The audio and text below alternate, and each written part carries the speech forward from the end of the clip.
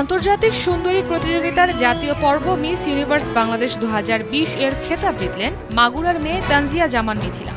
Start হলো, এটা America পর্যন্ত যেতে হবে এবং আমি আমার বেস্ট চেষ্টা করব যেন বাংলাদেশের জন্য কোনো ভালো নিউজ এবং নিজের একটা ভালো জায়গা করে বাংলাদেশে ফেরত আসতে পারি।